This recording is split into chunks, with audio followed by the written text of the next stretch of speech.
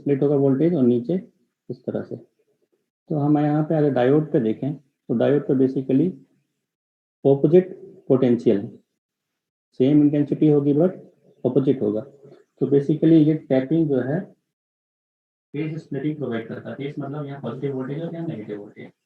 तो हमने कंसीडर किया D1 डायोड या D2। तो same process positive half cycle, अगर इनपुट की हम बात करें, इनपुट की 2 साइकिल हैं, पॉजिटिव हाफ साइकिल। ये तो बेसिकली हमारे पास यहाँ इनपुट की 2 साइकिल हैं, पॉजिटिव हाफ साइकिल और नेगेटिव हाफ साइकिल। तो पॉजिटिव हाफ साइकिल में जब सेकेंडरी में इंड्यूस होगा वोल्टेज तो साइकिल होगी, ऐसे ही यहाँ ये साइकिल होगी। अगर डायोड D1 की बात करूँ मैं, तो डायोड D1 के P से पॉजिटिव इनपुट कनेक्ट हो रहा है, तो ये डायोड D1 होगा फॉरवर्ड बायस में। और सिमिलरली डायोड D2, क्योंकि यहाँ नेगेटिव बायस है तो P will connect to negative supply, तो डायोड D2 का स्टेट होगा रिवर्स बायस। तो इनपुट की पॉजिटिव हाफ साइकिल में पहला diode upper diode D1 forward bias short circuit से रिप्लेस होगा और D2 reverse bias open circuit से रिप्लेस होगा। क्लियर? तो अपर हाफ सर्किट में करंट फ्लो होगी इस तरह, ऐसे करंट एंटर होगी लोड में। क्लियर है? इनपुट यहाँ कितना होगा Vin। ऐसे ही सेकेंड हाफ की अगर मैं बात करूँ नेगेटिव हाफ साइकिल में, तो नेगेटिव हाफ साइकिल यहाँ पे डायोड की स्टेट होगी रिवर्स बायस, इसलिए ओपन सर्किट, और इस डायोड की स्टेट होगी फॉरवर्ड बायस। उस समय पोटेंशियल डिवाइड होगा माइनस प्लस माइनस प्लस। तो क्या रहा है, इनपुट की 2 डिफरेंट साइकिल हैं और दोनों साइकिल में पहले वाले साइकिल में डायोड D1 ऑन हो रहा है और दूसरे वाले साइकिल में डायोड D2 ऑन हो रहा है। क्लियर है? तो आउटपुट की बात करें तो पॉजिटिव हाफ साइकिल में अपर हाफ सर्किट कंडक्ट करेगा और आउटपुट मिलेगा हमको लोड के क्रॉस। नेगेटिव हाफ साइकिल में लोअर हाफ सर्किट से करंट फ्लो होगी लाइक दिस। क्लियर है? डायोड से फॉरवर्ड करंट इस तरह से P2N और फिर -2 प्लस सप्लाई के, तो फिर से लोड पे हमको आउटपुट मिलेगा। तो इस तरीके से दोनों हाफ साइकिल में पॉजिटिव हाफ और नेगेटिव हाफ में कंडक्शन होगा और लोड के अक्रॉस वोल्टेज, लोड के अक्रॉस वोल्टेज की बात करें तो पॉजिटिव हाफ साइकिल में एज इट इज, और नेगेटिव हाफ साइकिल में अगर आप ऑब्जर्व करो तो कंडक्शन जो है सेम डायरेक्शन में है। क्लियर? कंडक्शन जैसे यहाँ पॉजिटिव हाफ साइकिल में डायोड रेसिस्टर में प्लस टू माइनस एंटर हो रही है करंट, ऐसे ही नेगेटिव हाफ साइकिल में भी डायोड रेजिस्टेंस में करंट की डायरेक्शन सेम होगी, इसीलिए यहाँ पे भी हमको आउटपुट मिलेगा। पर चेंज क्या होगा, इंस्टेड ऑफ दिस नेगेटिव हमको पॉजिटिव वोल्टेज मिलेंगे। तो इसका मतलब इनपुट की हर एक साइकिल में वी विल गेट आउटपुट, और आउटपुट कैसा होगा, हमेशा पॉजिटिव। क्लियर? यहाँ तक कोई कंफ्यूजन है तो बताओ मुझे चैट बॉक्स में।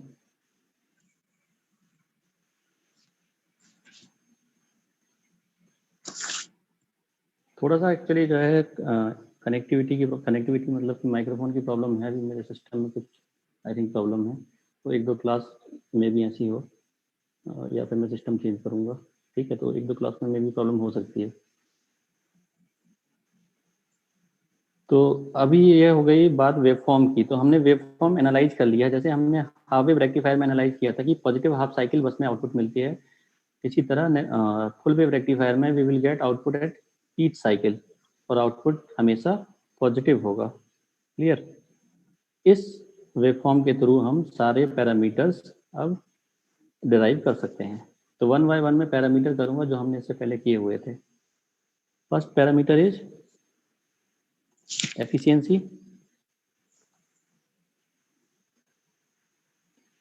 ईटा।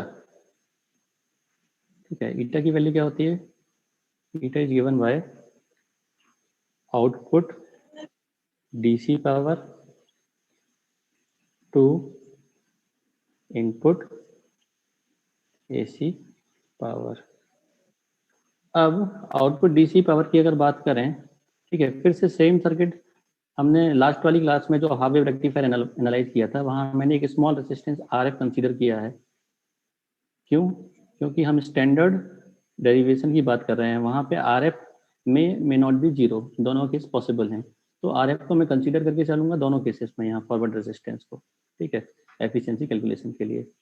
तो ईटा की वैल्यू क्या होगी, आउटपुट डीसी पावर सेम आई स्क्वायर डीसी, क्योंकि आर एल के अक्रॉस मिलता है, और इनपुट एसी पावर आई स्क्वायर एसी, दोनों में जो कंज्यूम हो रहा है लोड और डायोड के फॉरवर्ड रेजिस्टेंस में। तो basically we have to calculate these two parameters, I square AC, I square RMS, ठीक है, आई स्क्वायर आरएमएस। तो हमको आरएमएस करंट और डीसी करंट कैलकुलेट करना है किस केस में, फुल वेव रेक्टिफायर के केस में। तो ये मैंने तुम लोगों को बोला था कि एक बार कैलकुलेट करके देखना डीसी करंट और आरएमएस। कितने लोगों ने किया है ये?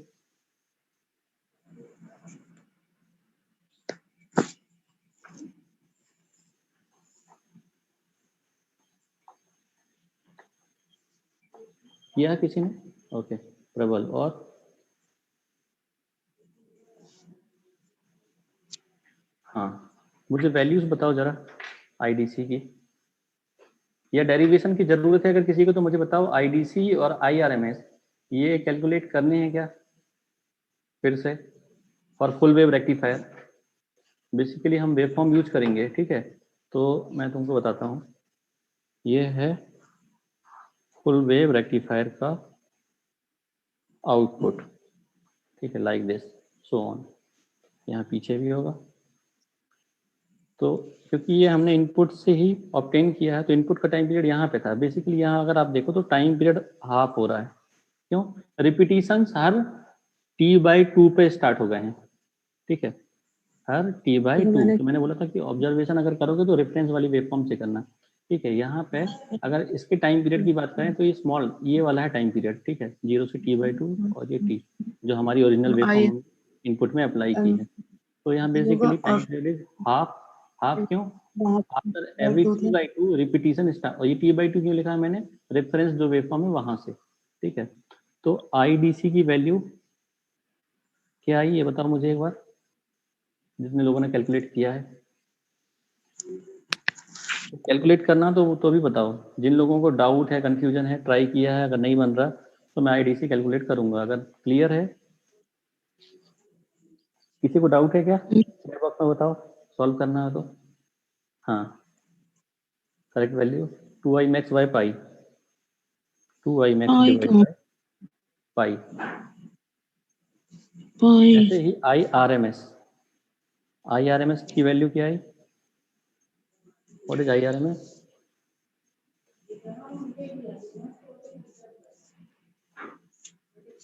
आर एम एस का करंट बताओ जरा।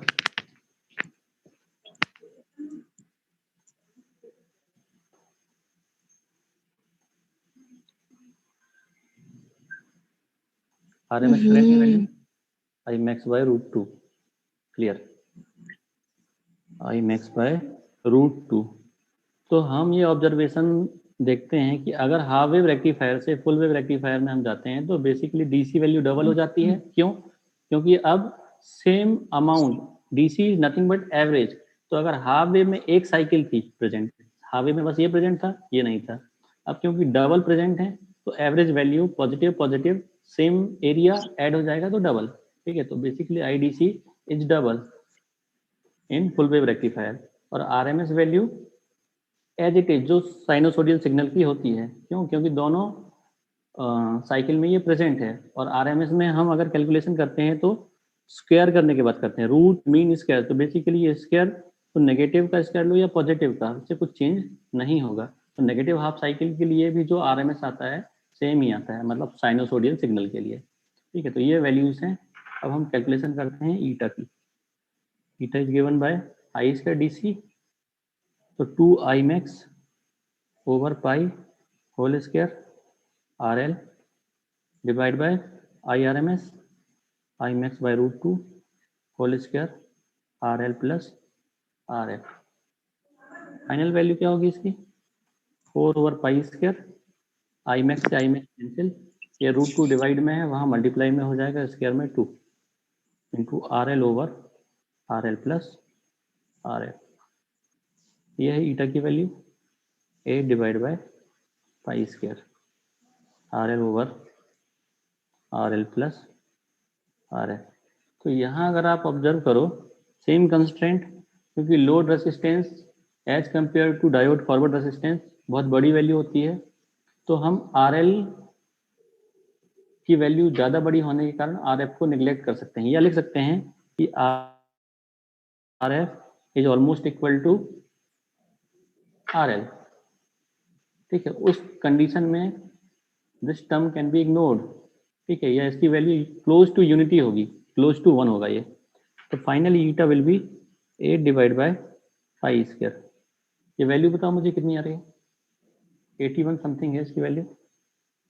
ओके, 81.2%, 81.2। क्लियर है ये एफिशिएंसी? एफिशिएंसी के डेरिवेशन में किसी को कंफ्यूजन है तो बताओ, अदरवाइज हम मूव करें जल्दी से दूसरे पैरामीटर में, क्योंकि हमने ये पैरामीटर कैलकुलेट ऑलरेडी किया हुआ है, तो मैं थोड़ा सा जल्दी जल्दी सॉल्व करूंगा सब कुछ, है ना। Okay, efficiency. Second term is transformer utilization factor, TUF। TUF की बात करते हैं। Second is TUF। ठीक है, यहाँ कंफ्यूजन हुआ था लास्ट वाली क्लास में, तो फिर से मैं क्लियर कर रहा हूँ। ट्रांसफार्मर यूटिलाइजेशन फैक्टर लोड के अक्रॉस पावर और सेकेंडरी में जितनी पावर है, ठीक है, इसका रेशियो होता है। Means output DC to rated AC in secondary. ठीक है, अब अगर हम इसकी बात करें TUF की, तो पहले हमको करंट की वेवफॉर्म और वोल्टेज की वेवफॉर्म ऑब्जर्व करनी होगी। इनपुट में देखते हैं, इनपुट की पॉजिटिव हाफ साइकिल में यहाँ कंडक्शन होगा और नेगेटिव में भी यहाँ कंडक्शन होगा। मींस करंट दोनों केसेस में प्रेजेंट है इस सर्किट में। तो यहाँ वोल्टेज की वेवफॉर्म जैसे साइनोसोडियल है, करंट भी साइनोसोडियल ही होगी। क्लियर है, दोनों साइकिल प्रेजेंट होंगे बेसिकली। अब आते हैं हम सेकेंडरी में। तो सेकेंडरी में पॉजिटिव हाफ साइकिल में इस तरीके की पोलैरिटी होगी वोल्टेज की। Suppose this is voltage. उस समय क्योंकि करंट जो है इस सर्किट से, अपर हाफ सर्किट से फ्लो होगी, ठीक है, करंट भी प्रेजेंट होगी, तो करंट प्रेजेंट है। अब नीचे वाले सर्किट की बात करता हूं मैं। नीचे वाले सर्किट में उस समय वोल्टेज इस तरीके से डिस्ट्रीब्यूटेड है, डायोड D2 रिवर्स बायस, तो यहाँ कंडक्शन नहीं होगा, ये ओपन सर्किट होगा। तो इस समय करंट की वेवफॉर्म यहाँ पे अगर हम एनालाइज करें तो करंट 0, वोल्टेज प्रेजेंट। ठीक है, और ऐसे ही करंट यहाँ प्लॉट करते हैं, करंट प्रेजेंट। ठीक है, ये वोल्टेज, ये करंट, ये V मान लो, ये I, ऐसे ही ये V और ये I। अब आउटपुट की इनपुट की सेकंड साइकिल यहाँ इंड्यूस होगी, नेगेटिव पॉजिटिव, यहाँ भी नेगेटिव पॉजिटिव, वोल्टेज प्रेजेंट है नेगेटिव, ये पॉजिटिव वोल्टेज। उस समय अपर हाफ सर्किट डायोड जो होगा रिवर्स बायस, इसलिए करंट फ्लो यहाँ से नहीं होगी, करंट 0। नीचे वाले सर्किट में करंट फ्लो होगी इस तरीके से, और यहाँ पे हमको कंडक्शन मिलेगा। क्लियर है? तो अगर मैं साइकिल की बात करूं तो बेसिकली हो क्या रहा है, वोल्टेज की और करंट की अपर हाफ लूप में साइकिल किस तरीके से है कि वोल्टेज की दोनों साइकिल्स प्रेजेंट और करंट की एक ही साइकिल प्रेजेंट है। तो फिर करंट की नेक्स्ट साइकिल आएगी, तो ये बेसिकली हाफ वेव रेक्टिफायर जैसे आउटपुट प्रोवाइड करेगा करंट यहाँ, या यहाँ पे करंट का जो नेचर है वो हाफ वेव रेक्टिफायर की तरह है।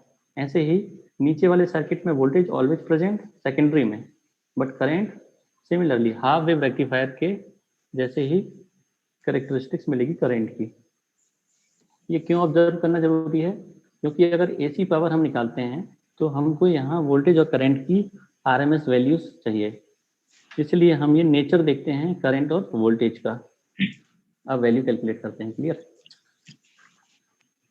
तो transformer utilization factor is PDC output, PDC at output divided by PAC rated.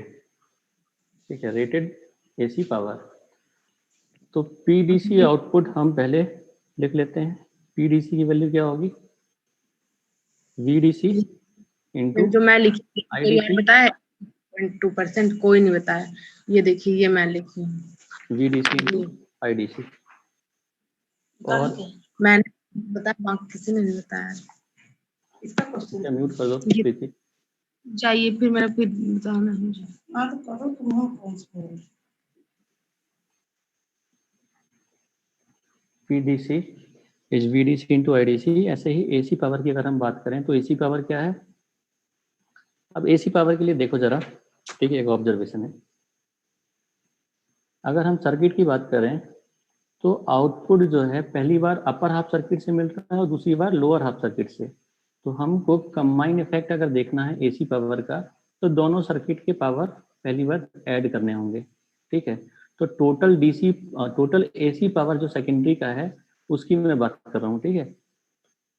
तो टोटल एसी पावर कैसे कैलकुलेट करोगे। एक बार अपर हाफ का पावर, तो अपर हाफ में आरएमएस करंट, आरएमएस वोल्टेज।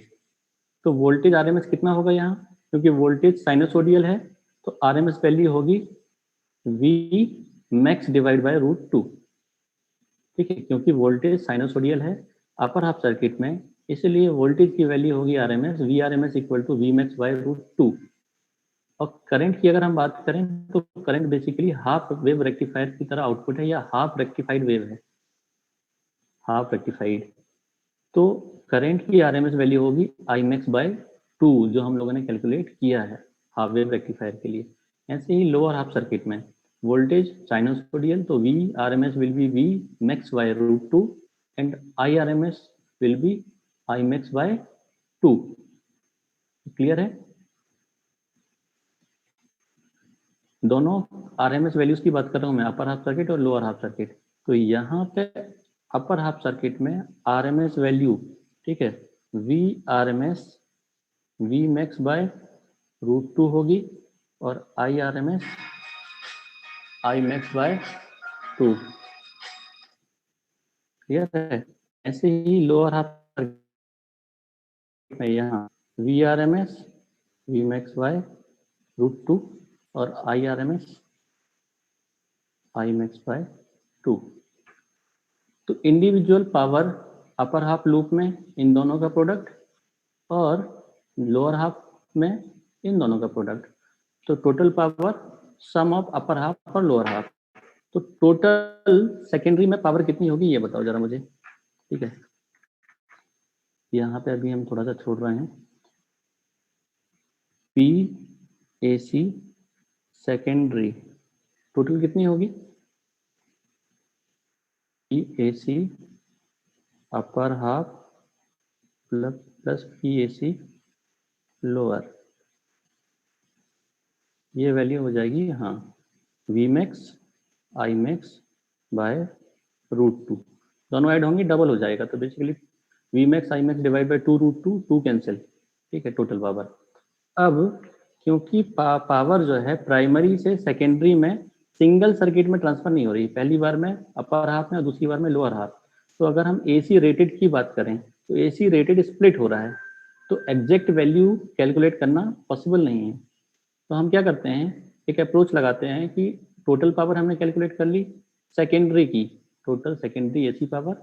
अब हम प्राइमरी और सेकेंडरी दोनों की पावर का एवरेज ले लेंगे, तो हम क्लोज हो जाएंगे, close to AC rated of this transformer. तो क्या करना होगा बेसिकली, इस एंड पे प्राइमरी में भी हम पावर कैलकुलेट करेंगे, टोटल एसी पावर। तो प्राइमरी का नेचर फिर से ऑब्जर्व करना होगा, वोल्टेज तो प्रेजेंट है ऑलवेज। करंट की बात करें तो करंट भी दोनों साइकिल में प्रेजेंट है। तो यहाँ आरएमएस वैल्यूज क्या क्या होंगी बताओ मुझे, वी आरएमएस क्या होगा और आई आरएमएस क्या होगा प्राइमरी में।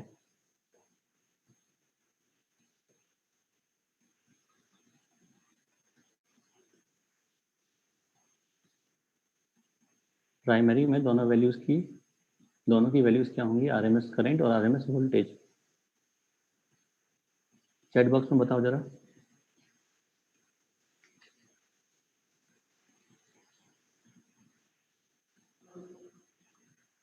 आरएमएस करंट और आरएमएस वोल्टेजेस क्या होंगे प्राइमरी में।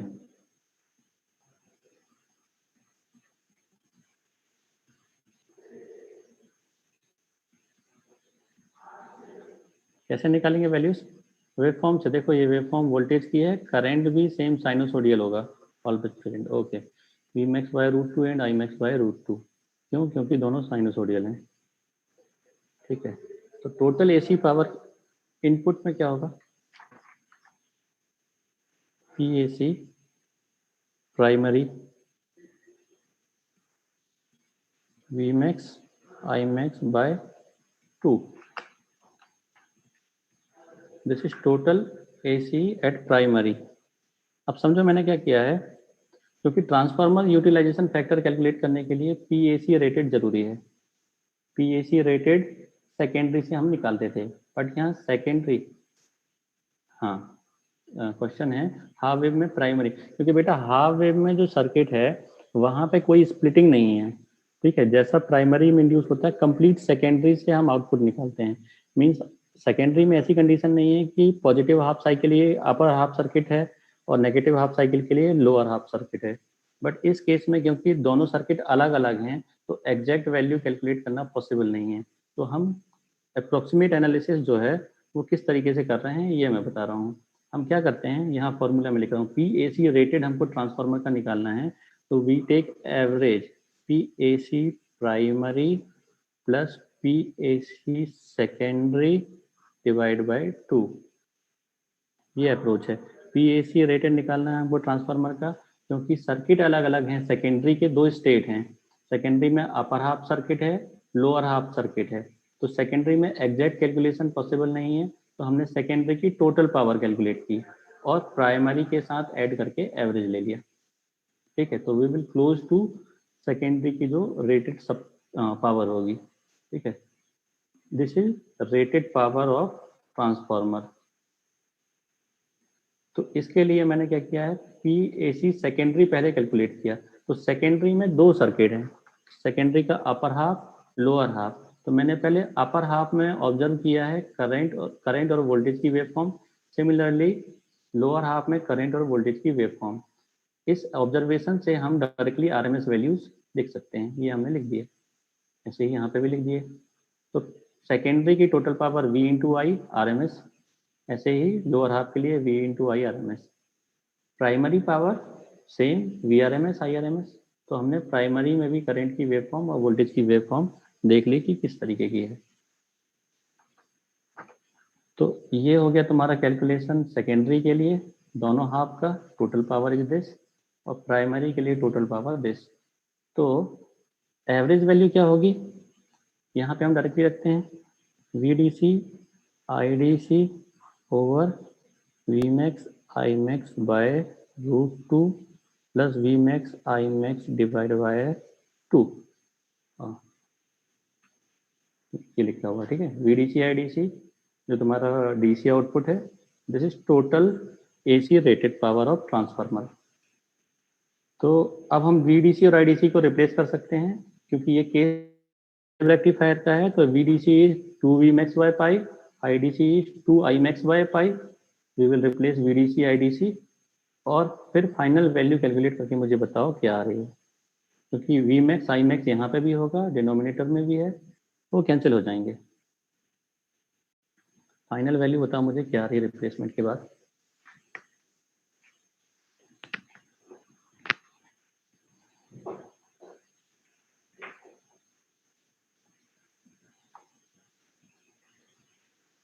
किसी को भी डाउट है इस कैलकुलेशन में तो मुझे चैट बॉक्स में बताओ।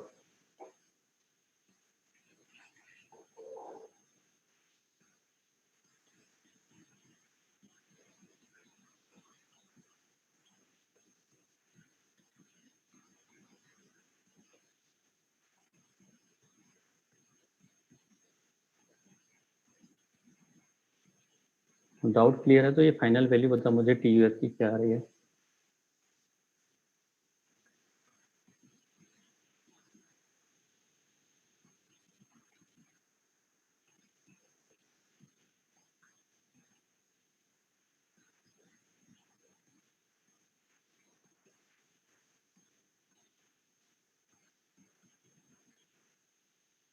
रिप्लेसमेंट करना है वीडीसी की वैल्यू फुल वेव रेक्टिफायर के लिए, आईडीसी की वैल्यू फुल वेव रेक्टिफायर के लिए, और फिर फाइनल वैल्यू बताओ।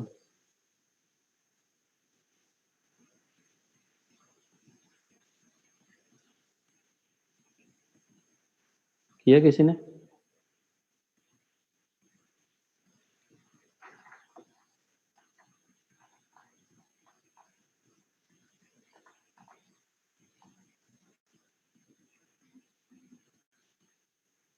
33.57 मतलब 0.33। बाकी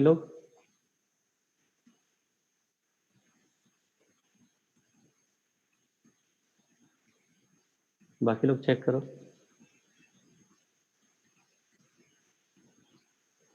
अच्छा, यहाँ एक चीज मिस किया है क्या हमने, एवरेज डिवाइड बाय 2 भी होगा ना।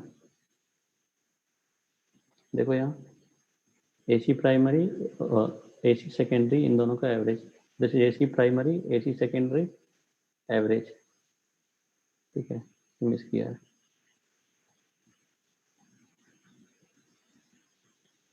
गलत वैल्यूज है। ट्रबल सिंह की वैल्यू आई थिंक सही है।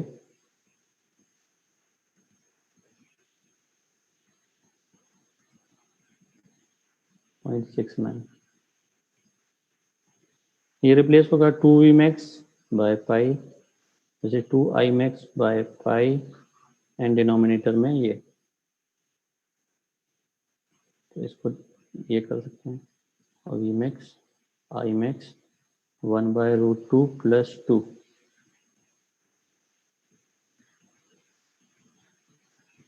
0.69 0.67 के आसपास वैल्यू होती है इसकी, 0.67। चेक करो ये वैल्यू आ रही है या नहीं, कैलकुलेशन गलत है या फिर हमने कुछ वैल्यू गलत की है, एक बार चेक करो जल्दी से।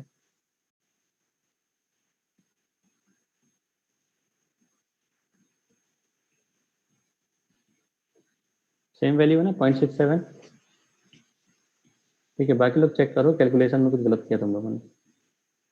8/π² डिवाइड बाय 2 प्लस √2, तो 2.707, हाँ 0.67, ठीक है। तो this transformer utilization factor of whole wave rectifier. Basically अगर आप देखो यहाँ तो इम्प्रूव्ड है हमारे पास वैल्यू, ठीक है। ट्रांसफार्मर यूटिलाइजेशन फैक्टर पहले वाले केस में जो आ रहा था उससे। अब हम कैलकुलेट करेंगे नेक्स्ट पैरामीटर,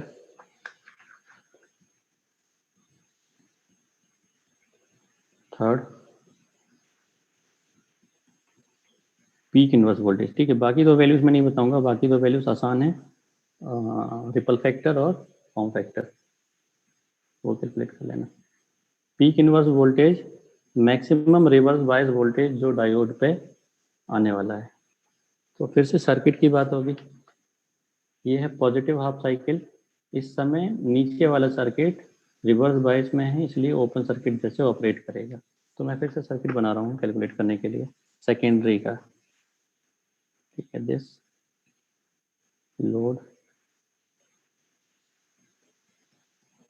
यहाँ ओपन सर्किट, यहाँ सप्लाई प्लस माइनस V इन, यहाँ प्लस माइनस V इन, ठीक है।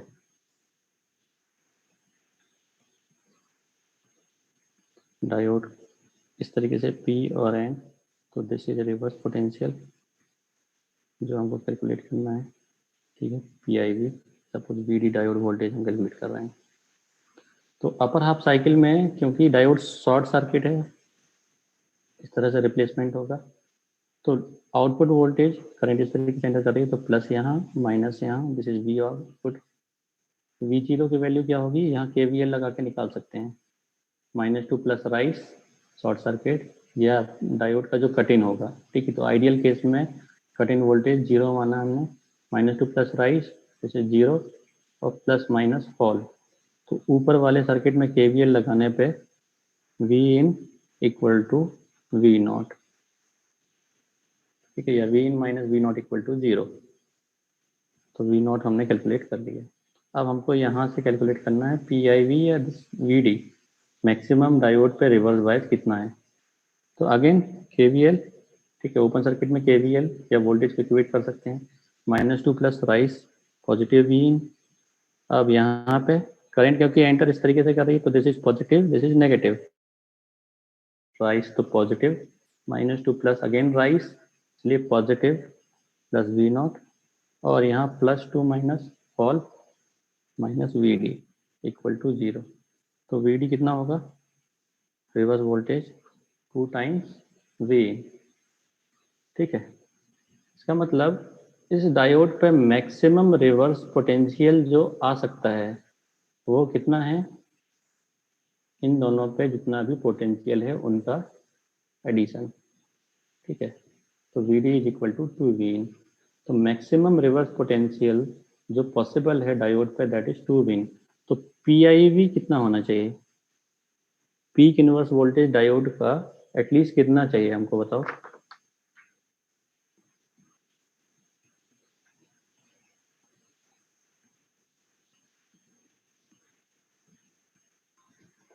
इस फुल वेव रेक्टिफायर में जो तुम्हें डायोड कनेक्ट किए हुए हैं, इस डायोड का रिवर्स पोटेंशियल कितना होना चाहिए,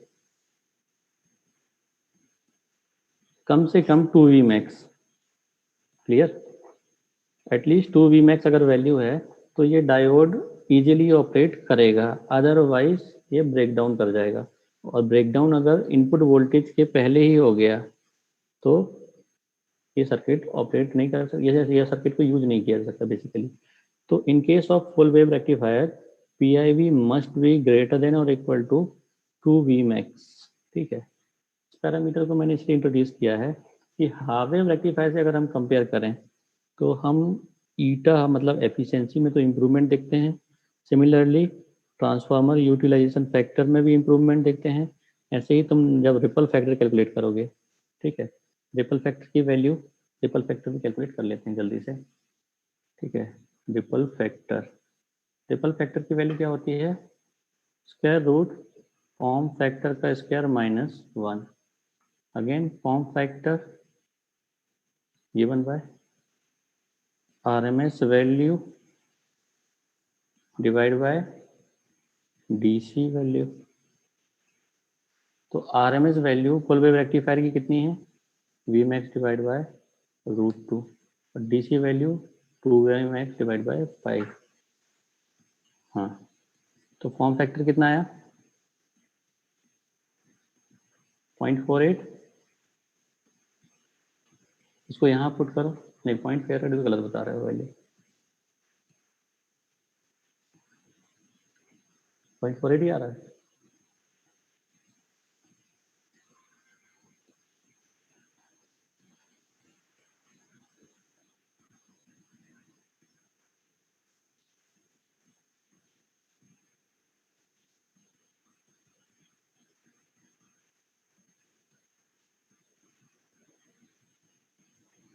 अच्छा, रिपल फैक्टर है, हाँ ठीक है, ये सही है। फॉर्म फैक्टर 1.1 और रिपल फैक्टर 0.48, ठीक है। तो बेसिकली रिपल फैक्टर वहाँ पे अराउंड 1.2 समथिंग था, ठीक है।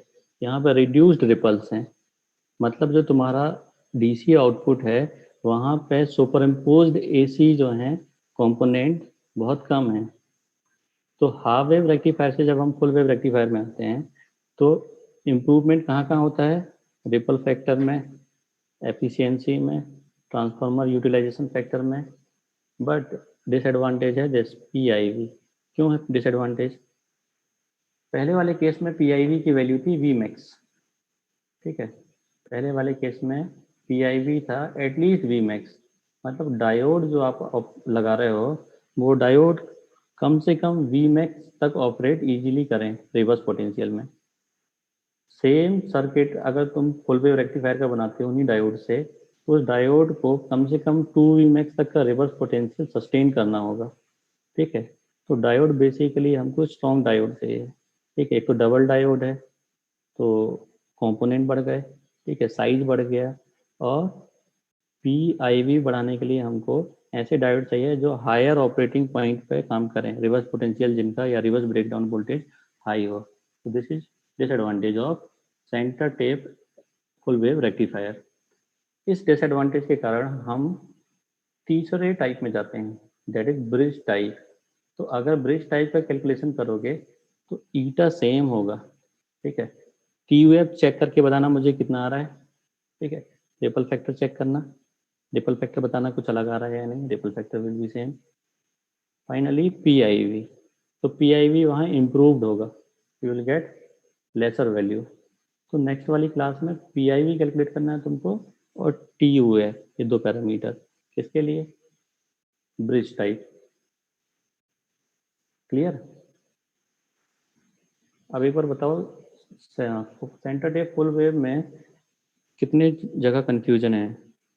ठीक है, आज की क्लास थोड़ी सी प्रॉपर भी नहीं है, मेरा इनपुट भी जो मुझे इनपुट नहीं मिल पा रहा तुम लोगों का।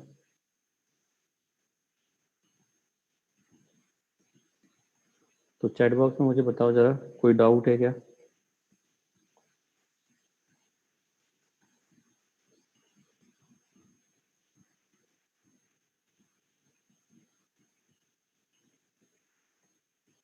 किसी को भी नहीं है? बाकी लोग बताएं।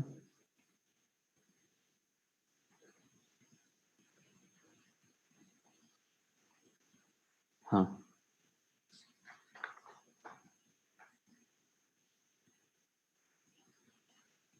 देखो अलग अलग बुक में अलग अलग तरीके से TUF कैलकुलेट किया होगा। ठीक है, ये सिंपल मोस्ट पॉसिबल है वे जिससे हम कैलकुलेट कर सकते हैं। मैंने क्या किया है, PAC रेटेड मुझे निकालना है ट्रांसफार्मर का, क्योंकि जो सर्किट है वहाँ हमारे पास दो अलग अलग आउटपुट में सर्किट ऑपरेट हो रहे हैं, एक अपर हाफ सर्किट है, एक लोअर हाफ। तो इन दोनों सर्किट का एक्चुअल जो आउटपुट है हमने कैलकुलेट किया, वो मैंने लिखा हुआ नीचे। PAC सेकेंडरी, PAC अपर प्लस PAC लोअर। ठीक है, दोनों वैल्यूज को ऐड कर दिया, फाइनल वैल्यू PAC सेकेंडरी की ये है। अब ये फार्मूला क्यों यूज किया है? क्योंकि PAC सेकेंडरी दो अलग जगह लिंक हो रहा है, तो हम एवरेज ले रहे हैं ट्रांसफार्मर के प्राइमरी और सेकेंडरी का। तो this is close value of transformer rated output power. तो हम ट्रांसफार्मर का AC आउटपुट पावर या AC रेटेड पावर जो कैलकुलेट कर रहे हैं वो प्राइमरी और सेकेंडरी का एवरेज है। एवरेज इसलिए कैलकुलेट किया है क्योंकि दो अलग अलग जगह पे वोल्टेज और करंट लिंक हो रहे हैं सेकेंडरी के साइड।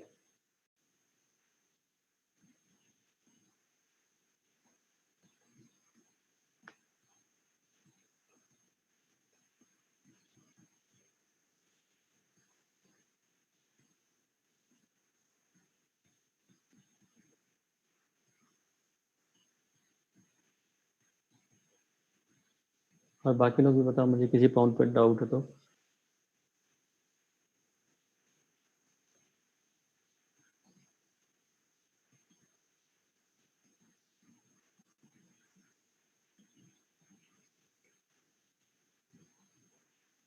ठीक है, दूसरी फाइनल वैल्यू।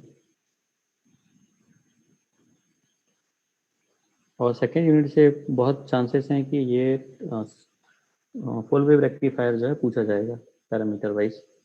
तो कोई भी वैल्यू, इधर एफिशिएंसी या TOF, दो ही बड़े डेरिवेशन है, बाकी सारी वैल्यूज आसान है। ठीक है, अब सिलेबस की बात करते हैं। सिलेबस में नेक्स्ट टॉपिक है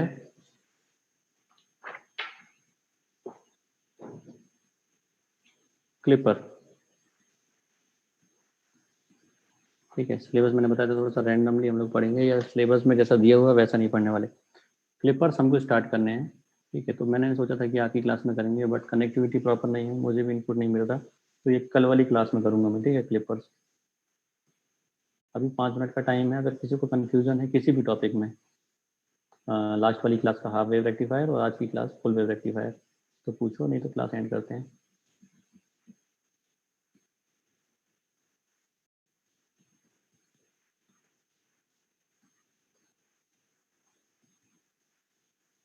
क्लियर है सभी को?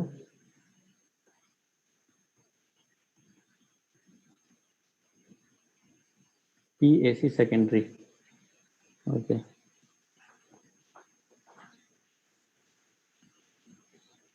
देखो बेटा, PAC सेकेंडरी मतलब टोटल सेकेंडरी की पावर, क्योंकि सेकेंडरी में दो सर्किट ऑपरेट हो रहे हैं, अपर हाफ सर्किट और लोअर हाफ। तो मैंने इंडिविजुअल पावर कैलकुलेट की है अपर हाफ और लोअर हाफ की। वो कैसे कैलकुलेट की है? तो यहाँ पे हम ऑब्जर्वेशन करते हैं, क्योंकि ये पहली बात AC पावर है, तो हमको वोल्टेज और करंट का नेचर देखना होगा।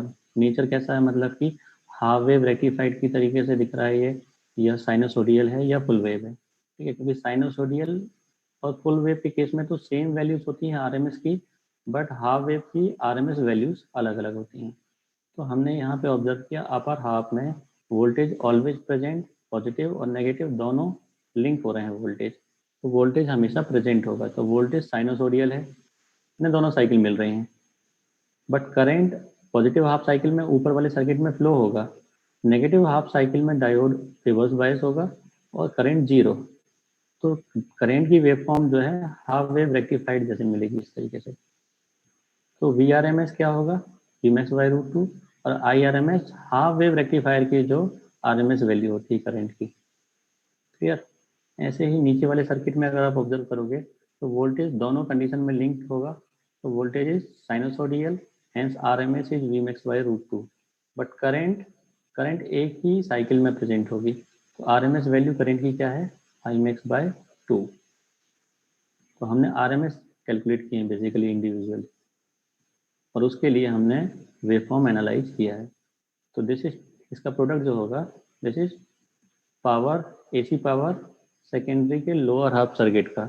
ऐसे ही इन दोनों का प्रोडक्ट होगा एसी पावर सेकेंडरी के अपर हाफ सर्किट का। तो सेकेंडरी का पावर ऊपर भी है नीचे भी है, तो total power P secondary upper plus P secondary lower. तो this is P AC secondary is PAC upper half, PAC lower. This is Vmax Imax divided by 2 root 2.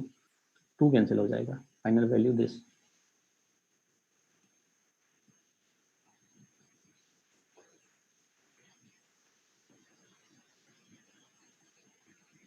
ठीक है, ठीक है, आज की क्लास में एंड करता हूँ, है ना। कल वाली क्लास में आगे हम देखते हैं क्लिपर्स।